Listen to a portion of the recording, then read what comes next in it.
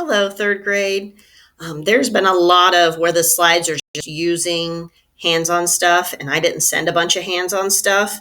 So that's why we haven't been doing the slides. We've been doing more of the homework. I kind of feel like if I read some of those slides, that you're not going to get a whole bunch out of it. So I feel like if we do more with this, this will help, especially if I set up how to do some of the problems for you. So this is Module 7. Lesson 26, homework.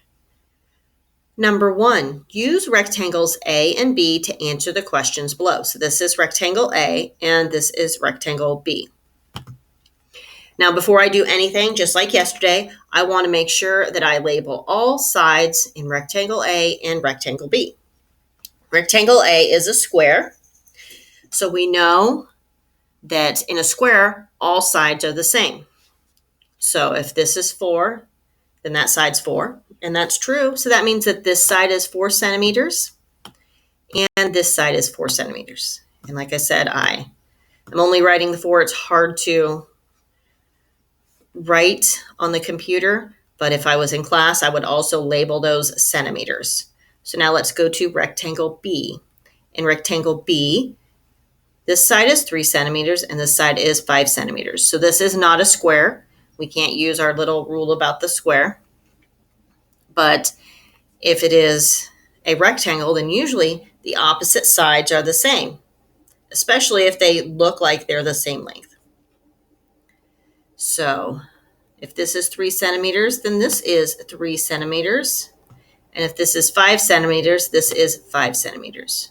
I should mention that that rule works for regular shapes. When it's an irregular shape, it doesn't work. So since this is a regular rectangle, that rule works. Let's scroll down a little bit so we can, there we go, get more of those questions in there. So A, what is the perimeter of the rectangle? Well, in perimeter, that means you are going to add all of the sides. So now you need to do that. For rectangle A, you're going to put all the numbers in here to add to get that side. So please pause the video to do that. B, what is the perimeter of rectangle B? Well, you're going to do the same thing. You're going to add up all those sides. Because remember, perimeter is plus. So please pause the video and add up all those sides to find the perimeter of rectangle B.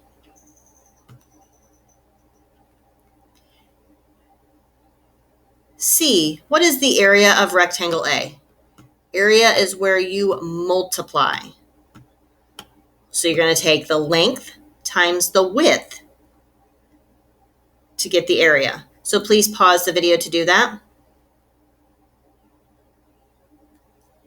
Now that you have done the area for rectangle A, D says we're going to do the area for rectangle B. So that means that we are going to multiply the length times the width to get, that's not a very good multiplication sign, to get the area for rectangle B. Please pause the video to do that.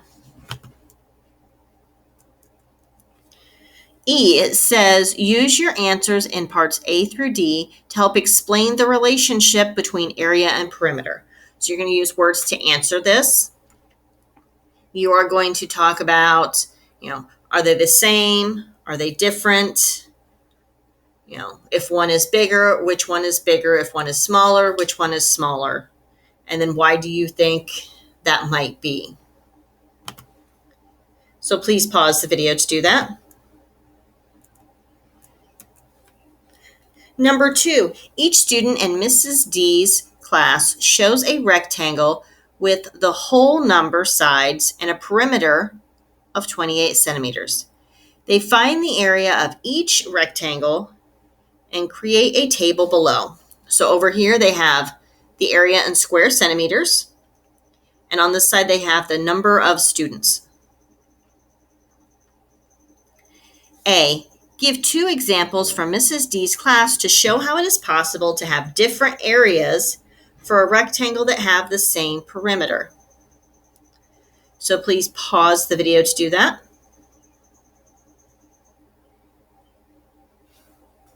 B, did any students in Mrs. D's class draw a square? And how would you know that?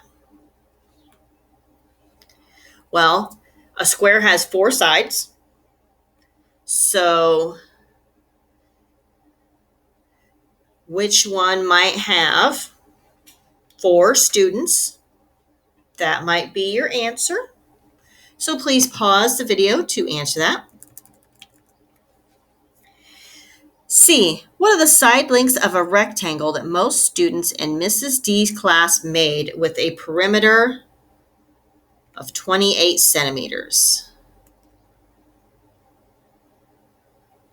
That is your very last one. If you have any questions, please send me an email. And remember, if you are working on CERN, that will really help. They go into a little bit more examples than what I do on the worksheet.